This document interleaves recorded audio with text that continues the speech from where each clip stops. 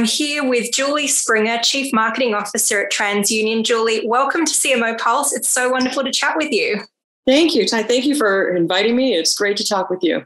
Absolutely. So let's start you off with, what's the last 12 months been like for you as a mother? Right, but I know this is a loaded question because there's what was it like as a human? What was this like, in your personal life? But specifically around your marketing practice, what have you developed in the last 12 months and what's really changed for you? I think in terms of our marketing, the thing that's really changed for us is, before, we probably talked about customer centricity, and we meant being mindful of our database and service oriented and customer journeys, and all laudable things to mean.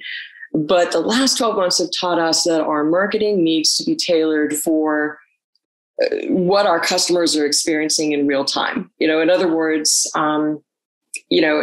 financial services and many other markets, our clients suddenly, their needs shifted from maybe so much acquisition to more retention and lifetime value. And how do they care for their customers as B2B marketers? And so, us anticipating that and shifting our definition of customer centricity to what our customers were experiencing, we shifted a lot of our campaigns and a lot of our focus on what solutions we were emphasizing in the moment based on what we knew they were going through in their dealings with this pandemic and what it was doing to their business. And practically speaking, you were working from home, I suppose. Your teams were dispersed going through this. How did you make that happen? Because it sounds like a great idea, but staying close to your customers when you're not even close to your team, what did that actually look like for you? Yeah. I think like everybody else, a massive shift to the virtual experience was quick. And, on a tactical level, we all learned a lot of new skills in how to keep those interesting and relevant, and not too fatiguing to people who are also spending their days on internal Zoom calls like the rest of us. Zoom cocktail hours. Right? Please, no more fun. Enough already. Conference fun after hours. So much, right? So many clever trivia contests, but. Honestly, they're useful, right? It's hard to do it any other way. But so I think, the tactical aspect of just going virtual, but also being mindful of the tools themselves and how we're reusing them in terms of, you really do actually have to look at people and not be multitasking and really focused. So the tools we use to reach our customers changed. More, we all talk about content so much. It's almost to become a very, very well used word. With our customers, I'm finding that it's less volume and more specificity. And going back to where we started, Tania, thinking about, what is my customer experiencing and what are they going to need? How can I give them something relevant to where that puck is going for them? First it was maybe, the consumer was suddenly going to be online. So we needed to, make sure that their fraud tools or whatever, we needed to market our services differently to get that most relevant product to them in that moment, even though that may have not been a product we were thinking that we were going to focus on in that particular month, and shifting a little bit from, that marketers, that B2B clients needs to reach a consumer where there might be a higher instance of fraud all of a sudden because of all of this e-commerce surge that was going on. So shifting and making sure we were delivering through a virtual format really, really relevant content that really, really spoke to them at that moment. Well, and you mentioned, the shift to e-commerce. For many businesses, it went from 5-10% to 95% pretty much overnight. So that's an incredible step change, and something that I know some businesses were ready for, but, everyone was preparing their strategy for the surge in e-com. But I don't think, most businesses were not really ready to make that full transition in the way that everyone had to. Yeah, I think that's really right. And it's interesting, isn't it? I mean, if you think of this day and age where shifting to e-commerce feels like something we did in the 80s or 90s. You're right, though, but this exponential leap from a steady state to fully ramped everywhere, everybody, been a lot of challenge for customers. I also think it's fascinating to look out and look at things like what Google has done in terms of facilitating tools for small business, what others have done. I mean, that's amazing. The sophistication and things that were only available to people spending a lot more money have been made available to America's small business. And I think that's an incredible change for the good. Yeah, look, it really is. And I mean, raising awareness around, I think there've been a lot of initiatives that we've seen across social media and others just talking about making sure that you do invest your dollars with small businesses and raising awareness around that, because yes, there are incredible tools, but gosh, they were among the hardest hit as well. Really. And then what was the role within your marketing team for data and insights? How did you manage it? I know that so much of what you were doing was staying close to your customer, and I imagine that, insights were a huge part of that. Was that something you'd already set up pre-pandemic? Did you shift things out? How did that come together for you? Fortunately, we were pretty well set up and moving before pandemic. So, my team does gather the insights for our customers and also for consumers so that we can leverage those insights and share them back with our customers. So that's been a very interesting process, and bringing those two together so that we can talk to our customers not only about what we see in their data, but what we see in the consumer's data and how those things go together. But having the insights machine up and running, being able to really keep our finger on the pulse of our customers, how the circumstances were changing for their business and for them as people, and having that help us really guide the way we spoke to them and the content that we delivered. With, maybe...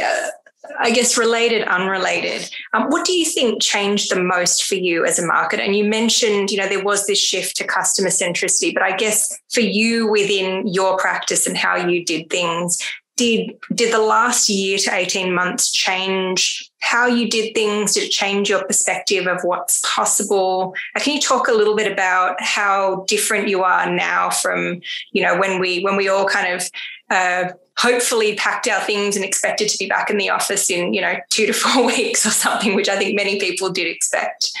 Yeah, that was true.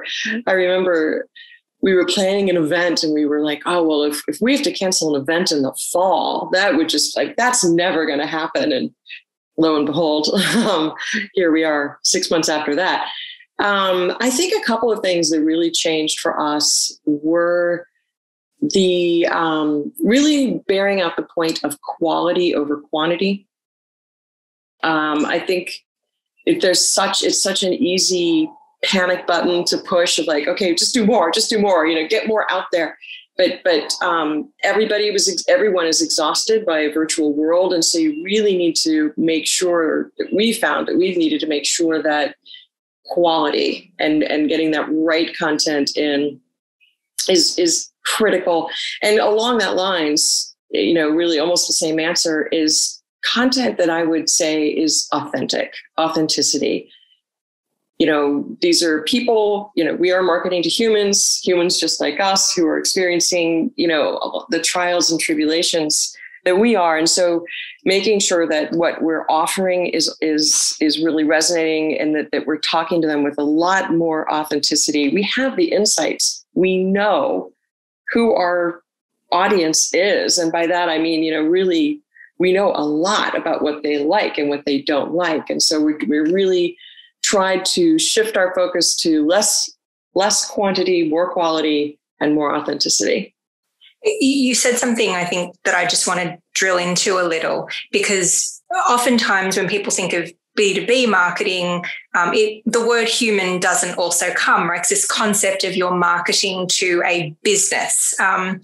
what's different about your approach with B2B marketing? Because you're right? Like even when you are marketing to a business, humans work at that business and humans are the ones who will resonate with your messaging. But I feel like that point is often missed when you talk about B2B. It becomes a little more mechanical. It becomes a little more, it is strategic, it is data-driven, but I haven't really heard the human element be broken out. Oh, I think that's such an important part. You're not marketing to a company. It's not a box that's opening, that's receiving your message. It's a person. And just like in consumer marketing, those people have segments. And I think you're right. Often in B2B, we think of the segment in terms of maybe the industry, maybe the size of customer, but it is very much that buyer and what they're experiencing. And are they the decision maker? Are they the influencer?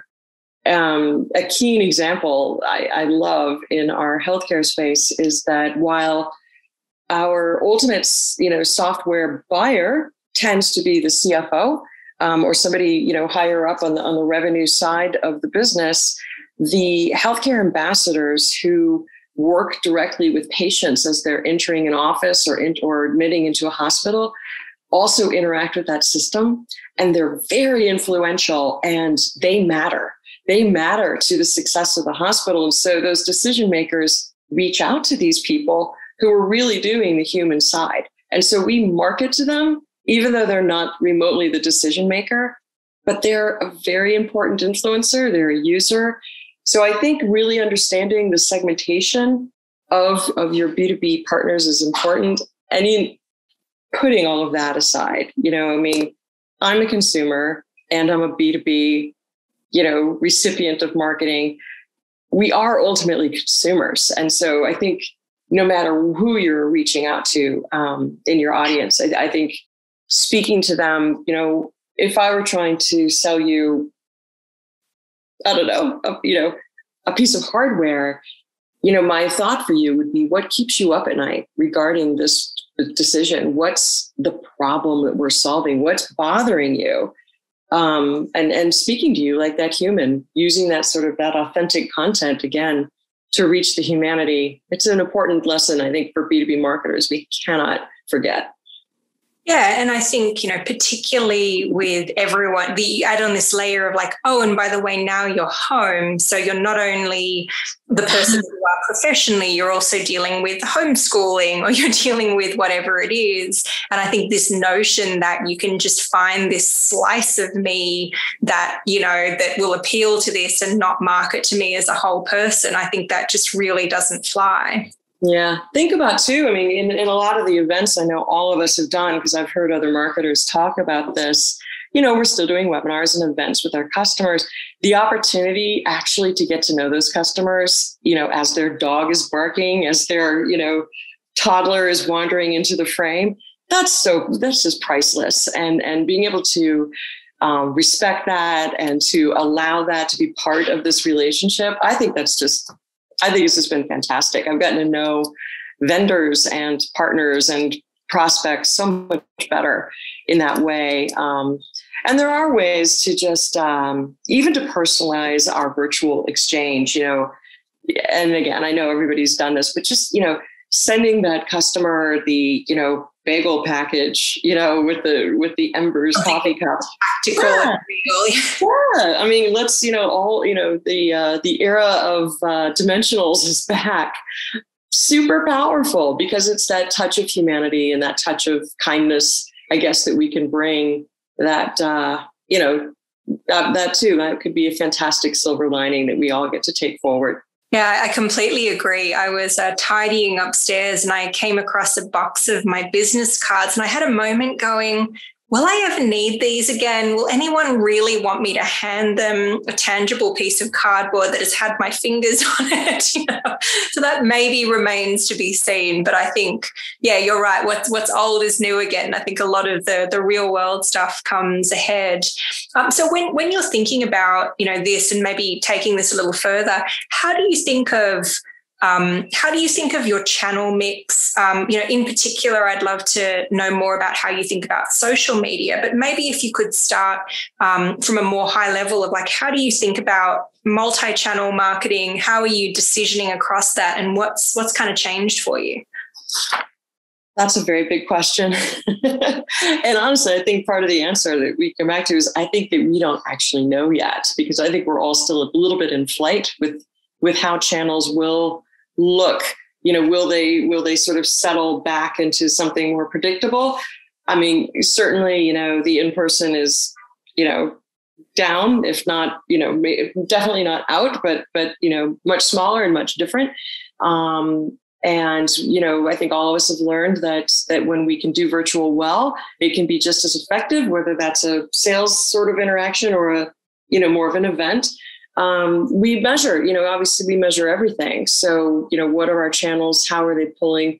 I think social is going to boom even more than it already has. Kind of going to what we were just talking about. It's easier for people to think of social very much as consumer. Social is business. Business is consumer. They're all intertwined. And when you think about authenticity and relationships, there is no better channel for that one-to-one. And then that ability to exchange in real time or beyond. So I think social is going to boom even more so. And, we're seeing video really, really working for us incredibly effectively. And becoming more interactive in that video. So I think those are channels that will continue to grow for us. And then we'll see about those dimensionals and whether that sticks around. And how it all plays out, right? I feel like anyone who says they have all the answers, you just sort of need to grab your wallet and back quietly out of frame, it's just. That is so true, right? I mean, it's all in flux. It's all continued to be in flux. And that's, I think actually that's the real conversation, is everybody just needs to kind of relax, take a step settle back. down. It's okay not to have all the answers. Exactly. And it's okay to admit that you don't have all the answers as well. As quickly as things changed on a dime, they're going to shift and continue to shift, and people will, think maybe the pendulum has swung and we're kind of going back. I don't know that we're going back. I think we're just going to the next thing. And it'll be fascinating to see what happens there. Well, and that raises something that I've actually been thinking about a lot. I'd love your opinion on, is I do start to see this rush to get back, right? There's, more meetings now that are being scheduled in person, kind of unnecessarily, like everyone's sort of rushing to try and get back to normal. And I worry that, we will lose some of the things that we have adopted in this past year and a half that are actually wonderful and that I do hope we keep. And then secondly, we won't be as deliberate about what we actually bring into whatever this next phase looks like. And I feel like there's an opportunity to design what's next. Mm-hmm. What are your thoughts around that? Like, what are some of the things that you hope persist? And what are the things that you really want to sort of bring into the everyday so that it doesn't kind of all just get swept out, as we sort of return, Yeah, that's, I'm fortunate to work for a company. TransUnion is coming back slowly and very thoughtfully and very methodically, and without the intent to just go back to what it was. We've taken this opportunity in these months to really redesign and to really think through, based on people preferences and role types, how we might differently think about our offices, the space, how we use them, and how we continue to take advantage of the tools and the learnings that we all just acquired in being more virtual more often. So I'm happy about that, and I'm proud about that. And the emphasis is very much on our employees and their preferences, and not forcing people to maybe make changes back before they're ready. So there's one aspect of that. And hopefully I think other organizations are also being really, really thoughtful about the way they come back and leverage those tools and take advantage of it. And then the way we market, I hope that we don't go back to that. So many things have happened in terms of technologies, the use of technologies, all of that. But and also, as I was saying, the emphasis on quality over quantity. And then we cannot forget in the US what a period of social and political unrest accompanied this pandemic. And I think the emphasis on diversity and being just completely different in the way we think about interacting with each other, ourselves, our clients, their customers, et cetera, that genie never goes back in the bottle. So I think that's something too that's just going to have a lasting impact on the way we work and the way we interact and the way we market. Yeah, I certainly hope so. Talking now just about you. So you have a pretty exceptional background in a lot of ways, but the part that I want to talk about is how you've sort of weaved pretty seamlessly between really large, kind of conservative looking organizations. And then you've also just dived right into a startup and had a completely different set of rules and KPIs. Can you talk a little bit about what that experience has been like? And in particular, it's a little bit of a twofer, but what that's meant for how you innovate, because they're so different. Maybe the guts of it isn't different, the intent isn't different, but how you execute and how you can actually roll out innovation is so different in both organizations. I'd love to hear, what your thoughts are around that. I think I've been incredibly lucky to have been able, allowed, tolerated in making some of those changes and transitions from big to small, from startup to older, way established companies. Because I have to say that being allowed to make those changes has made me who I am. I don't think I would have, I wouldn't have had the chops to bring great value to startups had I not been with larger companies where where institutional knowledge of, well, of course, here's how we write the 3-year plan. Here's how we do those things. And then paired, on the other side, the things you learn in startup or early stage, where it's like, well, the roof is leaking. So literally, not figuratively. Literally, the roof is leaking in the old Tinker Toys factory. And so drag the buckets over because the people who are going to do the coding are going to be here in 10 minutes. So you do that. And so bringing that flexibility, that scrappiness.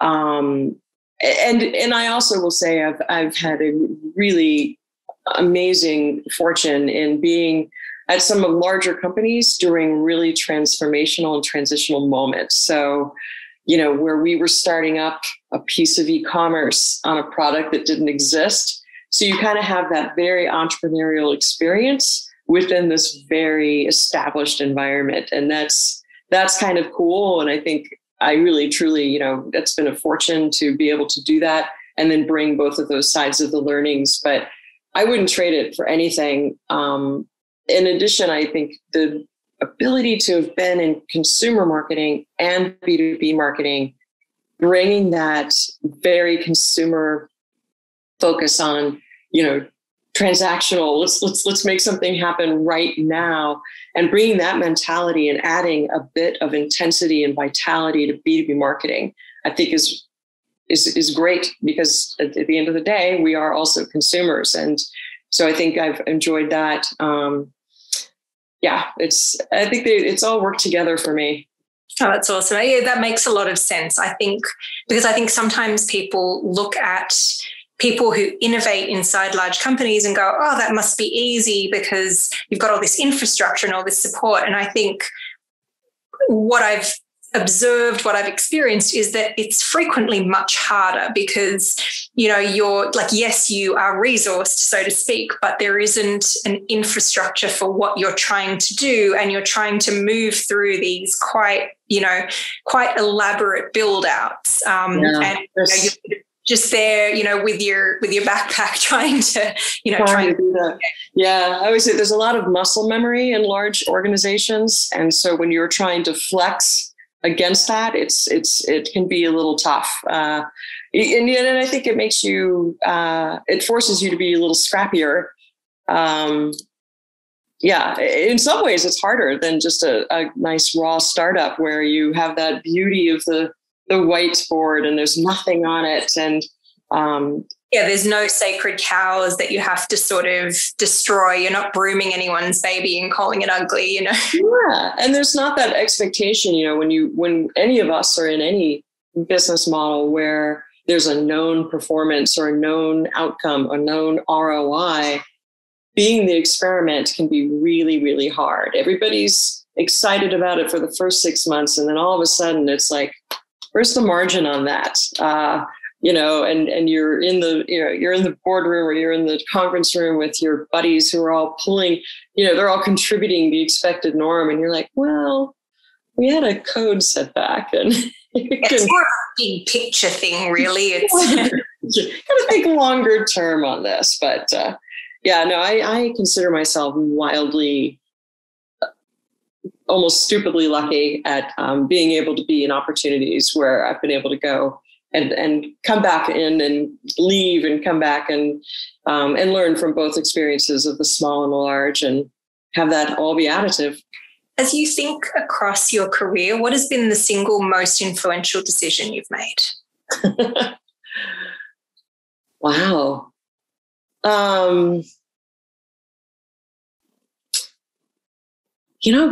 It's hard to nail down just one. I will tell you, maybe I'll cheat a little bit and say the most influential technology has just been the most influential aspect of my career. It allowed me and many others to take, a love for language and marketing that was a little bit softer, and it's allowed it to just become performance driven and technology driven, and it's allowed me to learn so much more about what's possible to really push the edges of how we can leverage technology to make things happen. And so maybe the decision in there was to go with that. From the minute somebody said www, I just instantly took that exit and stuck with it, and have always been very technical in my approach to delivery, and or maybe the better word is quantitative in my approach to delivery. I don't know. On the other hand, I've had some great opportunities that I've taken to, at TransUnion, to jump in on a global rebrand, that was just a spectacular opportunity that was placed before me, and making that decision along with my colleagues, that was something for me to be allowed to do, and then for all of us to bring to life together. That has been a huge, big game changers. If you could go back to the start of your career and offer yourself one piece of advice, what would that piece of advice be? Don't hesitate. Don't hesitate. When you think it's right, it probably is. So go for it. And, I don't think I've ever particularly been afraid to make mistakes, but, it's part of that. And sometimes I think as females, we second guess ourselves and, am I not sure I'm qualified? And yeah, you are. You're totally qualified. You're in the room. You're qualified. Next. I love it. And then last one for you. What are you most excited for as you look out into the future? Like, what's kind of got you really, really pumped right now? Oh, so much. Being able to see people in real life in the near term. Very excited about that. Definitely. I look forward to buying you a glass of wine and having the glasses actually clink. So much more civilized than trying to do it over Zoom, right? Yeah, you can hurt yourself. I think there's just a lot of very, very exciting near-term unwritten in terms of how, as marketers, we can leverage AI. I think that's incredibly exciting. I think the consumer shifting and being just, such a different human in terms of age and demographic, and their expectations of e-commerce, their expectations of both the advantages that the insights that AI and other sorts of contributions can give us, but also the balance of not going too far with that. Let's, not straying into the uncanny valley. And I think there's several decades of great unknowns to explore in learning and taking all of that to the next level. I love it. Yeah, I just think there is so much to look forward for. And I know we're not quite there yet, but it's just a real pleasure to talk to you, but also to really start to dream big about what's coming, because I feel like commiserating and talking about what's past, like I think we're all kind of done with it, like we get it, we're ready to move on. Yeah, that's actually has been my favorite question anyone's asked me in weeks, because it's like, oh yeah, there's a lot to do, right? There's a lot to do. It really is. And, I think the mindfulness, the consciousness, like there's just this stew of stuff that got awakened that, to your point, is a genie that can't get put back in the bottle. And it shouldn't have been in the bottle, right? It's the right thing for society. So listen, so incredible to chat with you. Thank you so much for joining, Julie. And I can't wait to catch up again soon, hopefully in real life. Thank you. You as well. I look forward to taking one of your business cards. With all my fingerprints on them. Absolutely. All right. Cheers.